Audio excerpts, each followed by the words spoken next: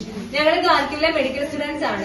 ഞങ്ങളിപ്പോ ഉള്ളത് ഗാർക്യൂവില് ബൊട്ടാനിഷിസാഡ് എന്ന് പറഞ്ഞ സ്ഥലത്താണുള്ളത്. ഇപ്പൊ ഒത്തക്കാര ഹോസ്റ്റൽ ഒത്തക്കാര എന്ന് പറഞ്ഞ സ്ഥലത്ത് നിന്നാണ് ഞങ്ങളിപ്പോ ഈ വീഡിയോ ചെയ്തുകൊണ്ടിരിക്കുന്നത്. ഇവിടെ ഇപ്പോ വാറിന്റെ സിറ്റുവേഷൻസ് കുറച്ച് വേഴ്സ് ആണ്. എംബസി ഇവിടെ അടുത്തുണ്ടെന്ന് പറയുന്നുണ്ട്. പക്ഷെ ഇതുവരെ ഞങ്ങൾക്ക് ഒരു സഹായമോ ഒരു കാര്യമോ ഞങ്ങളുടെ ഫുഡിന്റെ കാര്യങ്ങളോ ഒന്നും ഞങ്ങൾക്ക് ഇതിൽ എത്തിച്ചു തന്നിട്ടില്ല. ഇപ്പൊ ഞങ്ങളുടെ കയ്യിലുള്ള സോഴ്സസ് എത്ര നേരം വരെ ലാസ്റ്റ് ചെയ്യുമെന്ന് നമുക്ക് ഒരു ഉറപ്പില്ലാണ്ടിരിക്കുകയാണ്. നമ്മൾ വാങ്ങിയ സോഴ്സസ് ഒക്കെ ഒരു പാനിക് ആയിട്ട് വാങ്ങിയതാണ്. അതായത് ഇന്നലെ രാവിലെ 5 മണിക്കാണ് നമ്മൾ ഷെല്ലിങ്ങിന്റെ സൗണ്ട് കേട്ട് എണീക്കുന്നത് വരെ, മിന്നാന്ന് വരെ ഒരു കുഴപ്പവും ഉണ്ടായിരുന്നില്ല. നമ്മളോടൊരു എമർജൻസി കോൾ ഉണ്ടെന്ന് പറഞ്ഞതല്ലാണ്ട് ഇത്ര ഗുരുതരായിരിക്കുന്നോ നിങ്ങള് ഫുഡ് സ്റ്റോർ ചെയ്യണമെന്നോ അങ്ങനെയുള്ള ഒരു ഇൻഫോർമേഷൻ നമുക്ക് കിട്ടിയിട്ടുണ്ടായിരുന്നില്ല. ഇന്നലെ 5 മണിക്ക് അത് കേട്ടതിന് ശേഷം ഷോപ്പ് തുറന്നിട്ടുള്ള ആ ഒരു സിറ്റി ഫുൾ ഷോപ്പ് ചെയ്യുന്ന ഒരു സമയമാണ്. എത്രത്തോളം റിസോഴ്സസ് കിട്ടുന്നുള്ളത് ഊഹിക്കാനുള്ളതേ ഉള്ളൂ. ഇന്നോ നാളെയോ പോയാലും ഇന്ന് അത് ഉണ്ടാവും അല്ലെങ്കിൽ നാളെ വരെ ഉണ്ടാവും എന്നല്ലാണ്ട് അതിൽ കൂടുതൽ അത് ഉണ്ടാവും നമുക്ക് ആർക്കും ഒരു ഉറപ്പുമില്ല. ഇപ്പം എംബസി ഇടപെടുന്നുണ്ടോ എന്ന് ചോദിച്ചു കഴിഞ്ഞാല് അവർ തരുന്ന ഇൻഫോർമേഷൻസ് ഒന്നും നമുക്ക് അത് പോസിബിൾ ആയിട്ട് തോന്നുന്നില്ല. അവർ കുറെ സർക്കുലേഴ്സ് ഇറക്കുന്നുണ്ട് എന്നല്ലാണ്ട് ഒന്നും നമുക്കൊരു സൊല്യൂഷൻ ആയിട്ട് തോന്നിയിട്ടില്ല. കാരണം നമ്മളുള്ളത് ഖാർക്കീവ് എന്ന് പറഞ്ഞ ഒരു സിറ്റിയിലാണ്. അതായത് റഷ്യ ബെലാറസ് ബോർഡറിലാണ് ഉള്ളത്. അവര് പറയുന്നത് പോളണ്ട് വഴിയും ഹംഗറി വഴിയും ഒക്കെ കുട്ടികളെ ഇവാക്യുവേറ്റ് ചെയ്യിപ്പിക്കാനുള്ള ഒരു പോസിബിൾ ഇത് നോക്കാന്നാണ് പറയുന്നത്. പക്ഷേ നമുക്കൊരു 1 ഡേ ലോങ് ട്രിപ്പാണ്. പക്ഷെ ഇവിടെ നിന്നിട്ട് അങ്ങോട്ട് എത്തുക എന്നുള്ളത് ഭയങ്കര ടാസ്ക് ആണ്. അപ്പൊ നമുക്ക് പ്രാക്ടിക്കൽ ആയിട്ട് ഒരു സൊല്യൂഷൻ ഇതുവരെ സജസ്റ്റ് ചെയ്തിട്ടില്ല. 5-6 നോട്ടീസ് തന്നെന്ന് വിചാരിച്ചിട്ട് അത് പോട്ടെ, നമ്മൾ ഇവാക്യുവേറ്റ് ചെയ്യുന്നത് പോയിട്ട് നമുക്ക് മിനിമം ആയിട്ട് വേണ്ട ഫുഡും വെള്ളവും ഉണ്ടോന്ന് പോലും അന്വേഷിച്ചിട്ടില്ല. ഇത് ഈ ചില സിറ്റുവേഷൻസ് നമുക്ക് നമ്മുടെ ബാക്കിലൊരു ഏജൻസിയിൽ നമുക്ക് കുറെ ആൾക്കാരുണ്ട്. പക്ഷെ ഈ സിറ്റുവേഷൻ എന്ന് പറഞ്ഞാൽ അവരുടെ കയ്യിൽ നിന്നും പോയി. ഇനി നമ്മളെ ഹെൽപ്പ് ചെയ്യണമെന്നുണ്ടെങ്കിൽ നമ്മുടെ കൺട്രി, നമ്മുടെ ഇന്ത്യൻ എംബസി അത് ചെയ്യണം. പക്ഷെ നമുക്ക് ഇതുവരെ ഒരു ഹെൽപ്പും കിട്ടിയിട്ടില്ല. ഇന്നലെ വൈകുന്നേരം 3 മണി തൊട്ട് ഇന്ന് രാവിലെ 6:30 വരെ നമ്മൾ അണ്ടർഗ്രൗണ്ട് ബങ്കറിലായിരുന്നു ഉണ്ടായിരുന്നത്. അതിപ്പോ നമ്മൾ ഉണ്ടായിരുന്നത് നമ്മുടെ ഹോസ്റ്റലിന്റെ തന്നെ മെസ്സിന്റെ അണ്ടർഗ്രൗണ്ട് ബങ്കറിലാണ്. പക്ഷെ ഈ ഹോസ്റ്റലിൽ അല്ലാത്ത കുട്ടികൾ, അതായത് ഇൻഡിവിജ്വൽ ആയിട്ട് വന്ന കുട്ടികൾ, വേറെ ഏജൻസി വഴി വന്ന കുട്ടികൾ, സീനിയേഴ്സും സൂപ്പർ സീനിയേഴ്സ് ആയ കുട്ടികളൊക്കെ മെട്രോ സ്റ്റേഷനിലും കിട്ടി അവിടെയൊക്കെ കയറി അങ്ങ് ഒളിച്ചിരിക്കുകയാണ്. കാരണം എല്ലാവർക്കും ജീവനിൽ ഭയമാണ്. എവിടെയോ പോകേണ്ടതെന്ന് അറിയില്ല, ആരോടും ഹെൽപ്പിന് ചോദിക്കേണ്ടതെന്ന് അറിയില്ല. ഇവിടെയുള്ള ആരോടും ഹെൽപ്പിന് ചോദിച്ചിട്ടും കാര്യമില്ല. കാരണം എല്ലാവരും ഒരേ സിറ്റുവേഷനിലാണ്. അത് എത്ര വലിയ ആളാണെന്ന് പറഞ്ഞു കഴിഞ്ഞാലും ഇവിടെയുള്ള എല്ലാവരും ഹെൽപ്ലെസ് ആണ്. അപ്പൊ നമുക്കിനി ഒരു ഹോപ്പ് എന്ന് വെച്ച് കഴിഞ്ഞാൽ നാട്ടിൽ നിന്ന് മാത്രമാണുള്ളത്. ഇപ്പൊ നമ്മുടെ കയ്യിൽ ഫുഡും വാട്ടർ സ്റ്റോറേജ് ഉണ്ടെന്ന് പറയുന്ന പോലെ ഈ പറയുന്ന പുറത്ത് നിൽക്കുന്ന സീനിയേഴ്സിന്റെ കയ്യിലോ ബാക്കി എൻസിന്ന് പറഞ്ഞ സ്റ്റുഡൻസിന്റെ കയ്യിലോ ഈ പറയുന്ന റിസോഴ്സസ് ഇപ്പൊ ഉണ്ടോ എന്ന് പോലും നമുക്ക് ആർക്കും അറിയത്തില്ല. കാരണം നെറ്റ്വർക്ക് ഇഷ്യൂസ് ഉണ്ടായതുകൊണ്ട് നമുക്ക് അവരെ കണക്ട് ചെയ്യാനും പറ്റുന്നില്ല. ഇവാക്യുവേഷൻ എത്രയും പെട്ടെന്ന് പോസിബിൾ ആക്കണമെന്ന് നമ്മൾ റിക്വസ്റ്റ് ചെയ്യുന്നില്ല. കാരണം അത് നമുക്കറിയാം ഇമ്പോസിബിൾ ആണെന്ന്. 20,000 ഇന്ത്യൻ സ്റ്റുഡൻസ് മാത്രം ഇവിടെ ഉണ്ടെന്നാണ് നമുക്കറിയുന്ന അറിവ്.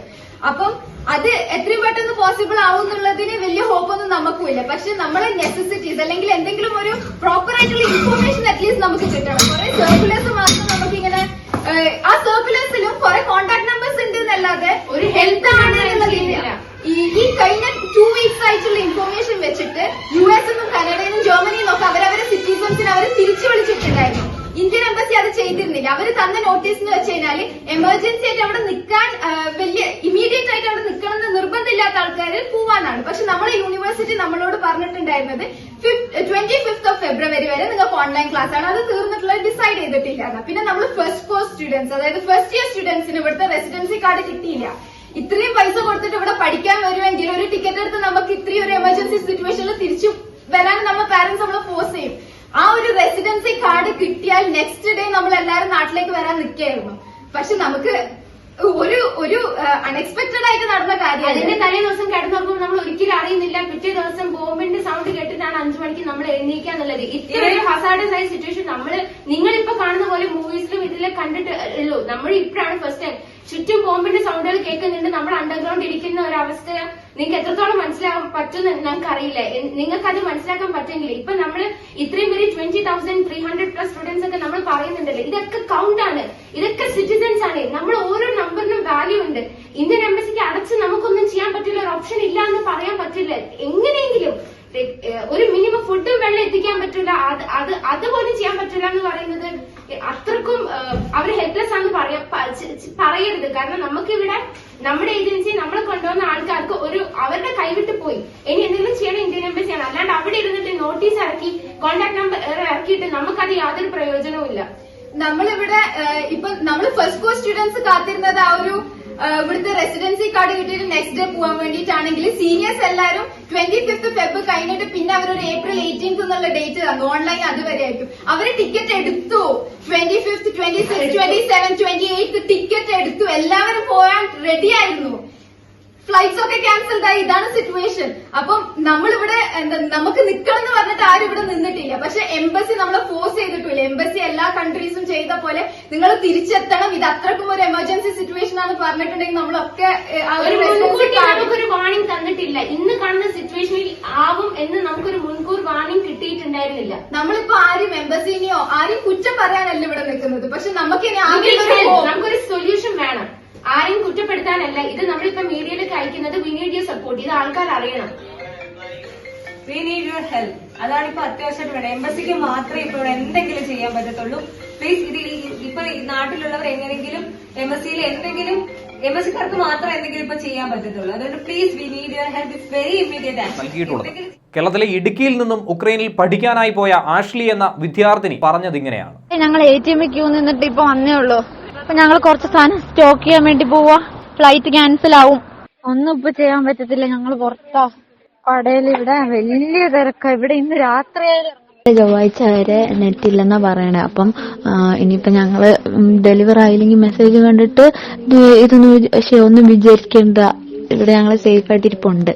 ആഷ്ലിയെ കൂടാതെ തന്നെ നിരവധി വിദ്യാർത്ഥികൾ തന്നെയാണ് അവരുടെ ബുദ്ധിമുട്ടും ദുരിതവും അവർ എത്രത്തോളം കഷ്ടതകൾ തന്നെയാണ് ഇപ്പോൾ അനുഭവിക്കുന്നത് എന്ന് തുറന്നു പറഞ്ഞിട്ടുള്ളത്. ഒരു ഭാഗം ആളുകൾ പലായനം ചെയ്തത് ഒഴിച്ചു കഴിഞ്ഞാൽ ബാക്കിയുള്ളവർ വീടുകളിലോ ഫ്ളാറ്റുകളിലോ തന്നെ തങ്ങുകയാണ് ഇപ്പോൾ ചെയ്യുന്നത്. കീവിലെ തന്നെ മലയാളി വിദ്യാർത്ഥികൾ തന്നെയാണ് ഇക്കാര്യം വ്യക്തമാക്കിയിട്ടുള്ളത്. രാത്രിയിൽ 4 വൻ സ്ഫോടനങ്ങൾ ഉണ്ടായതായിട്ടുള്ള റിപ്പോർട്ടുകൾ പുറത്തു വന്നിരുന്നു. ഇതൊക്കെ തന്നെ കേട്ട് പേടിച്ച് തന്നെയാണ് അവർ ഇപ്പോൾ അവിടെ കഴിയുന്നത്. കീവിലെ റഷ്യൻ ആക്രമണം ചെറുക്കാനായി പൊതുജനങ്ങളുടെ സഹായം തേടുന്ന ഒരു സാഹചര്യത്തിൽ യുക്രൈൻ എത്തിയിരിക്കുകയാണ്. നാട്ടുകാരും അതുപോലെ തന്നെ മറ്റ് പ്രദേശവാസികളുമൊക്കെ ഇപ്പോൾ തോക്കുമേന്തി തെരുവിലിറങ്ങേണ്ട ഒരു കാഴ്ചയാണ് അവിടെയുള്ളത്. അവരുമായി സംസാരിച്ചപ്പോൾ മനസ്സിലാക്കാൻ കഴിഞ്ഞ കാര്യമെന്നാൽ മറ്റുള്ള പൗരന്മാർക്കാണെങ്കിൽ നാട്ടിലേക്ക് പോകാനായി സാധിക്കും, അല്ലെങ്കിൽ രക്ഷാപ്രവർത്തനത്തിനുള്ള വിമാനം ഏത് സമയവും ഇവിടേക്ക് എത്തും. പക്ഷേ ഞങ്ങൾ ഉക്രൈൻകാർ എന്തു ചെയ്യും? ഞങ്ങൾ ഇവിടെ കിടന്ന് മരിക്കാനാണ് വിധിക്കപ്പെട്ടവർ. അങ്ങനെ അവരുടെ തേങ്ങൽ തന്നെയാണ് ഇപ്പോൾ ലോകത്തിന് മുന്നിൽ കേൾക്കുന്നത്. ഇതിനൊപ്പമാണ് റഷ്യക്കെതിരെ പോരാടാൻ ജനങ്ങൾക്ക് ആയുധം നൽകാൻ തയ്യാറാണെന്ന് പ്രസിഡന്റായിട്ടുള്ള സെലൻസ്കി കൂടി പ്രഖ്യാപിച്ചത്. തൊട്ടു പിന്നാലെ തന്നെ ശക്തമായ വരവേൽപ്പാണ് ഈ ഒരു സംഭാഷണത്തിനുണ്ടായിരിക്കുന്നത്. സാധാരണയായി കേരളത്തിൽ നിന്ന് പോകുന്ന വിദ്യാർത്ഥികൾ അവിടുത്തെ അപ്പാർട്ട്മെന്റിലോ അല്ലെങ്കിൽ കോളേജ് ഹോസ്റ്റലിലോ ആയിട്ടാണ് താമസിക്കുന്നത്. പല മേഖലകളിലായി അല്ലെങ്കിൽ കുറച്ചുപേരായി താമസിച്ചിരുന്ന വിദ്യാർത്ഥികൾ ഇപ്പോൾ യൂണിവേഴ്സിറ്റിയിലെ തന്നെ അപ്പാർട്ട്മെന്റിലേക്ക് എത്തിയതായിട്ടുള്ള വാർത്തകൾ ലഭിക്കുന്നുണ്ട്. ഇതുപോലെ നിരവധി പ്രദേശങ്ങളിലുള്ളവർ ഒന്നിച്ചുകൂടി തന്നെയാണ് ഇപ്പോൾ കഴിയുന്നത്. ഒരുമിച്ച് താമസിക്കുന്നതിന്റെ ഒരു ധൈര്യത്തിലൂടെ തന്നെയാണ് അവർ ഇപ്പോൾ മുന്നോട്ട് പോകുന്നത്.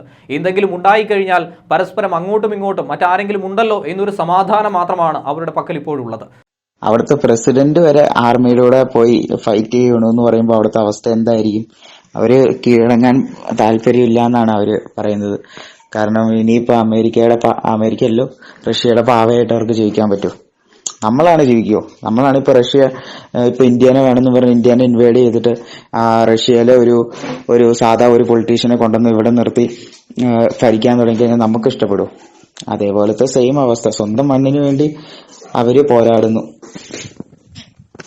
അവിടെ 18 വയസ്സായ പിള്ളേര് വരെ യുദ്ധം ചെയ്യണം പറഞ്ഞ് ഇറങ്ങി നടക്കും. അവിടെ എല്ലാരും കെട്ടിപ്പിടിച്ച് കരയണൊക്കെ കാഴ്ചയൊക്കെ അവള് പുറത്തുനിന്ന് കാണുന്നുണ്ടെന്നൊക്കെ അവള് പറഞ്ഞ്.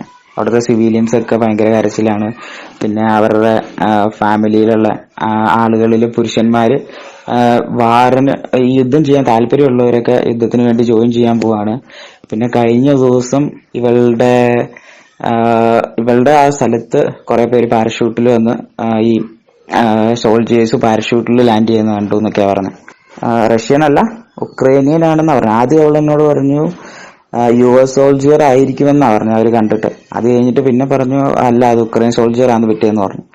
ഇവിടെ അവരുടെ ലോക്കൽസ് എങ്ങനെയാണ് പറഞ്ഞ അവരുടെ എന്താ പറയണേ, അവരുടെ യൂണിവേഴ്സിറ്റിയിലെ മിസ്സാണ് ഇങ്ങനെ പറഞ്ഞ അവളോട്. എന്താന്ന് വെച്ചാൽ ഇതിനു മുമ്പ് ഞങ്ങൾ ഇത്രയും ഭീഷണിയെല്ലാം നേരിട്ടിട്ടുണ്ട്. അവര് യുദ്ധത്തിനൊന്നും വരില്ല, അങ്ങനെയൊക്കെ ഇനി യുദ്ധമൊന്നും വരത്തില്ല, ഭീഷണി മാത്രമേ ഉള്ളൂ, ഞങ്ങൾ നാറ്റോയിൽ ചേരുമെന്ന് പേടിച്ചിട്ടുള്ള അതാണ്. നമ്മൾ ചേരില്ല എന്ന് പറഞ്ഞു കഴിഞ്ഞാൽ യുദ്ധം ഉണ്ടാവില്ല, പിന്നെ അമേരിക്ക നമ്മുടെ കൂടെ ഉണ്ടല്ലോ എന്നൊക്കെ അവർ പറഞ്ഞു. പിന്നെ എന്താ പറഞ്ഞതെന്ന് വെച്ച് കഴിഞ്ഞാൽ ഞങ്ങളൊരു ഇൻഡിപെൻഡന്റ് ആയിട്ടുള്ള ഒരു രാജ്യമാണ്, ഞങ്ങളൊരു സ്വതന്ത്രമായിട്ടുള്ള രാജ്യമാണ്, ഞങ്ങൾക്ക് ഞങ്ങളുടേതായ നിയമങ്ങൾ എടുക്കാനും ഞങ്ങൾക്ക് ഞങ്ങളുടേതായ ഡിസിഷൻസ് എടുക്കാനും ഞങ്ങൾക്ക് അതിനുള്ള അധികാരമുണ്ട്. പിന്നെ എന്തിനാണ് റഷ്യ ഞങ്ങളെ കൺട്രോൾ ചെയ്യാൻ വരുന്നത്? പിന്നെ അവർ ചോദിച്ചത് നിങ്ങളുടെ ഇന്ത്യക്കാരോടും വേറെ രാജ്യക്കാരോടൊക്കെ ചോദിച്ചു. പക്ഷെ സ്പെഷ്യലി ഇന്ത്യക്കാരോടെ സമരമൊക്കെ ചെയ്തായിരുന്നു എന്റെ അനിയത്തി.